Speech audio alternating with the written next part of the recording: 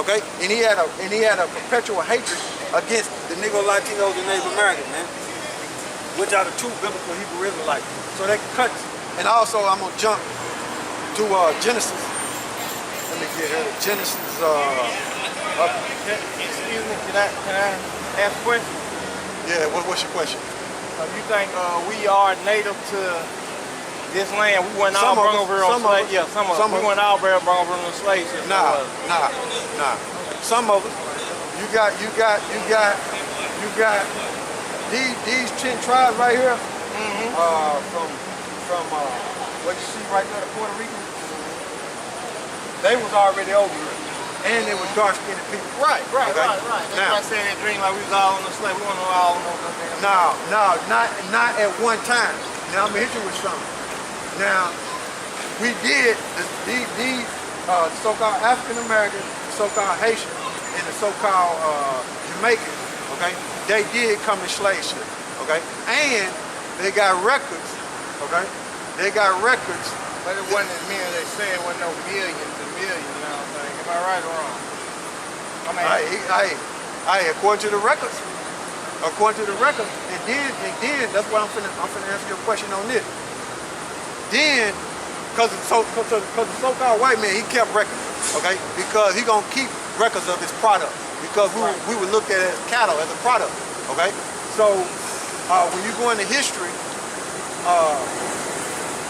you had so-called Puerto Ricans, you had so-called Native Americans, you had so-called Mexicans on the ships with the so-called Negroes, Haitians, and Jamaicans being transported back from South America to North America. Okay? Yeah, they were being transported back. So they was on slave ships. And I heard they mix them up though, to get them confused.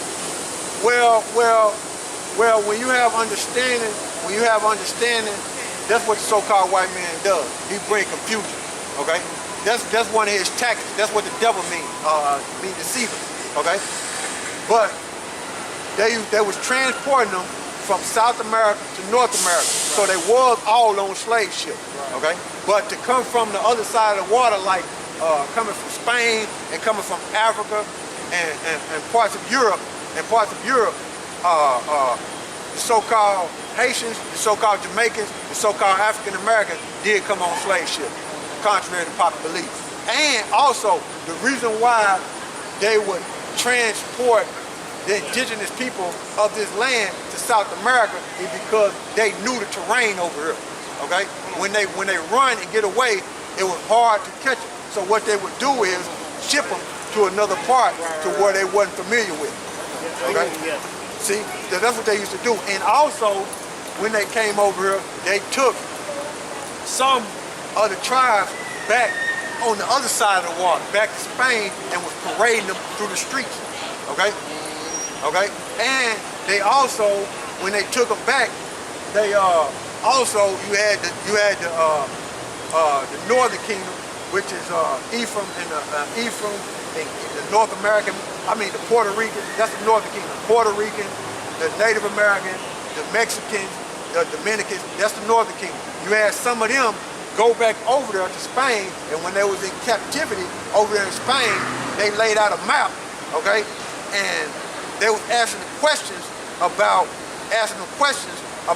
is there more land over there, and they were using beans, and the natives were putting beans in certain spots and letting them know other parts of the land mass that was over here, okay, because they didn't know it all, so they were letting them know where they was. You know, but yeah, they was on slave ship. All the 12 tribes eventually ended up on slave ship, contrary to popular belief. See, you got people out there saying that the indigenous people never touched a slave ship. They don't go deep enough into history. Okay, they don't go deep enough, and they reading the wrong books. Okay, and they just leaning on their own understanding instead of searching it out themselves and getting it for themselves. Okay, but. Going back to, did that answer your question? Yeah. Okay, good. Going back to, read that again in Genesis 29 again for me. This is that one verse about the flesh. All right, this is Genesis chapter 29, verse 14. And Laban said unto him, surely thou art my bone and my flesh. And he abode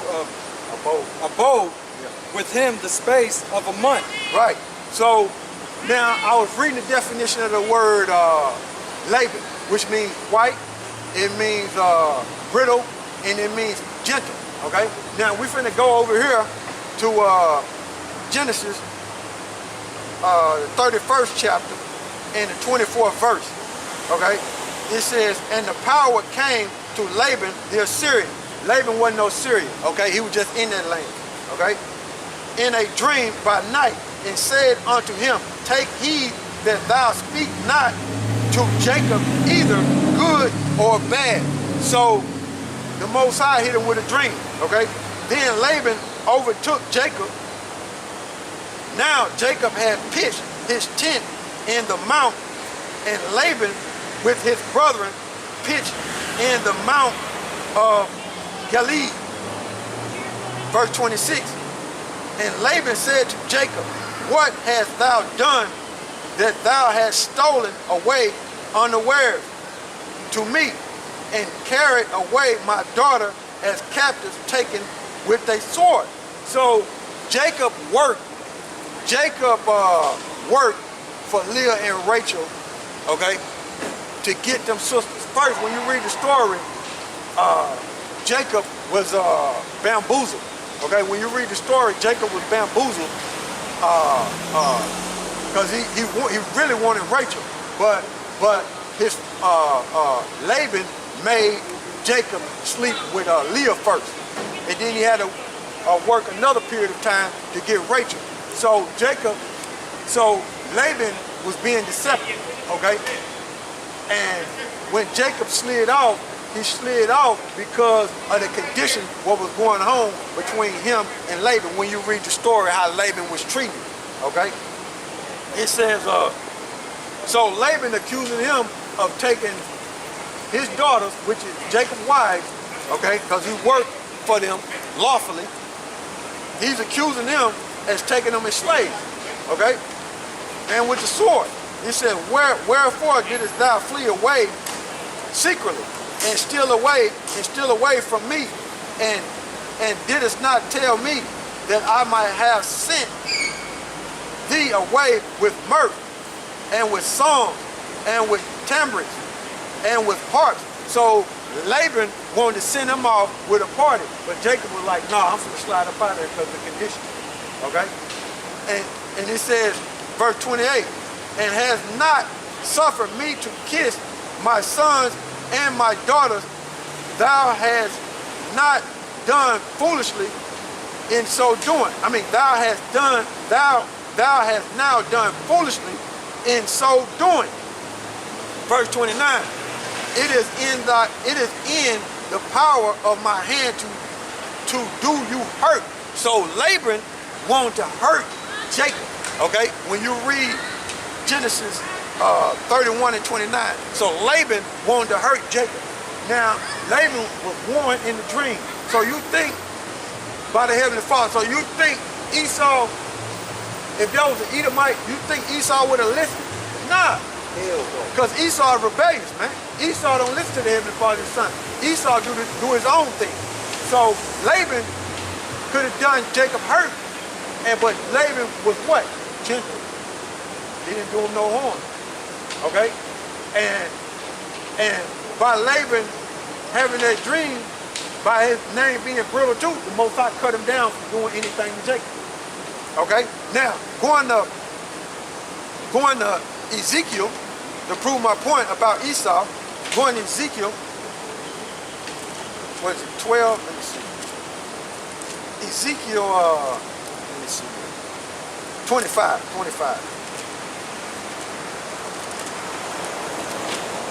Ezekiel 25 and it said, this Ezekiel 25 and 12. Thus saith the Lord God, behold, that Edom hath dealt against the house of Judah by taking vengeance, and have greatly offended, and revenged himself upon them. Okay? So Edom done Jacob harm. Laban didn't. Okay? And Laban was on the scene before Edom, because that's Rachel's brother. Okay? That's Rachel's brother. And Esau and Jacob, when you read Genesis 25th chapter, that was in Rachel's womb. Okay? So Rachel's brother was already on the scene. So them are two different people, okay? And there was not a so-called white man, okay? So-called white people come out of Esau. He's the progenitor of the Edomites. So Laban didn't do him no hurt, okay? Because the Most High warned Laban. So this is Genesis 25 and 12. Thus saith the Lord God, behold, thus saith the Lord God, because that Edom had dealt against the house of Judah by taking vengeance, and had greatly offended, and revenged himself upon them. Therefore, thus saith the Lord God, I will also stretch out my hand upon Edom, and I will cut off man and beast from it, and I will make it desolate from Teman, and they of Dedan shall fall by the sword. So the Most High gonna pay Edom back for what he have done. Laban didn't touch Jacob. He didn't hurt him, okay? He had power to, but he listened to the Most High dream. And you think Esau was gonna listen to the Most High? Nah, because we just read Ezekiel 25 and 12. And Esau don't listen. I apologize. The reason I'm over here listening because I like what y'all talking about. But I heard a lot where ISUPK, y'all deal with Nah, we don't deal with them. Yeah, reason why, give me Amos 3:3. This is the reason why we don't deal. I know a lot of that stuff is entertainment. It's just like entertainment. It's entertainment, man. And they don't teach about the mark of the beast, which is the RFID chip. When you're reading the book of Revelation 13th chapter, they don't teach about that, man. Okay? They'll tell you it's an embargo, or it's Christianity, or something like that. They might tell you it's that, but it's the mark of the beast, man. This is very, of course. This is a. Let me get it. I grew up in Church of God in Christ all my life, so it was like elementary school. They ain't going into that. They ain't going into that. They ain't going into that in the church. My favorite scripture is those who say they are Jews and are not, but the synagogue is Satan. True. And they don't preach that either. That's twofold. That's talking about people of our nation, like ISUPK, they're the synagogue of Satan. Okay? Oh, okay. And then also, that's talking about, because they have more than one meaning. Okay? And it's also talking about them gutter rats over there. Okay? Because ISUPK is teaching false doctrine. Okay? They don't tell you they don't tell you that the RFID chip is the mark of the beast, man. That's spoke about in the book of Revelation, man, the 13th chapter, man. They'll say it's an embargo. So they going off, man. Okay? And they when you watch them and the things they do, they set up like a Black Panther. That's why they always in black and like a militia, man. Right. And they going to the gun range. So, ain't nothing wrong with going to the gun range, but that, if you got influence like that on the people, that will cause the people to think that they can use that type of weapon against the so-called white man, which that's his blessing, the weaponry. But they want you to do that. They want you to do that so they can mow you down with no problem. They bring out, because they got more weapons, they got bigger weapons. You understand? You see what you got? They lead them into slaughter. They lead them into slaughter. So that's why we don't deal with them. And I'm glad you brought them up for edification. Okay? For somebody else who don't know why we don't deal with ISUPK, nor do we deal with ISUPK or Israelite United in Let me Christ. slide one more into you. What do you think about Pastor Dow and the Hebrew Israelites out of there? Pastor Dow, what? I forget. Oh, I ain't really watched him. I ain't really watched him like that. But if he's not teaching about the RFID chip, and he's not telling you the true name of the Heavenly Father and His Son, he ain't right. And he's not telling you that the so-called white man is the devil that the Bible speaks of, he ain't right. Okay? So read what you got in Amos 3:3. This is Amos chapter 3, verse 3. Can two walk together except they be agreed? So the only way we're going to walk together and come to a point is we got to be teaching the same doctrine, having the same teaching. And ISUPK don't teach about the mark of the beast. So that's why we don't walk with them. Okay? That's why we don't deal with them like that. okay? Because they going off. And just like when you got a IUIC, you got a lot of people that follow them, but they don't teach about the mark of the beast, nor do they teach you the true name of the Heavenly Father and His Son. So they going off. So we don't deal with you, okay? And they tell you the law is safe. No, the law not gonna save you. Having faith and applying it the best of your ability is what's gonna save you. Okay? Having faith in YAHAWASHI is what's gonna save you. Not the law. Because our people couldn't keep the law. 613 laws. That's why we went into slavery. But we do tell you to uphold the law, pursuing the Romans 3:31. Okay? We do tell it to keep it the best of your ability. But that's not gonna get you saved. Okay? I got a question for you then. Go ahead. See, I grew up in the church. I grew up, Church of God in Christ all my life. And they so what you say kind of makes sense with you can't keep all the laws and sometimes you're gonna break them. So if you don't ask for forgiveness before you pass away, are you considered you going to hell or not? Or? Well, there's no such thing as hell. Like you would die and you will burn under the ground. No, there's no such thing as that. When you look up the word hell, it's sha'al, Hebrew word which means grave. And when you go into the New Testament, it go into Hades, which he was using that parabolic for Gehenna, okay? Where they used to burn trash and they were sacrificing, I want to say in Jerusalem, but I know they were burning trash. So who the world enemy called Jesus was using that as a parable, in other words, slang talk, to say, look, if you do such, you're going to go through a hellish condition. And that's what hell is played out on earth. When you read Ecclesiastes 3, the 3rd chapter, in the route, matter of fact, get that.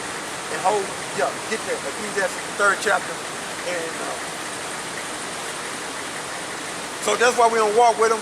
Amos 3:3, and then we go into Ecclesiastes 3 and try the 16 verses. And we're going to prove, and we're going to get Ecclesiastes 12 and 7 to prove about, and then when you read the book of Job, Job wanted to die. He was catching so much hell on earth. Right. He wanted to die because he knew he was going to be at rest.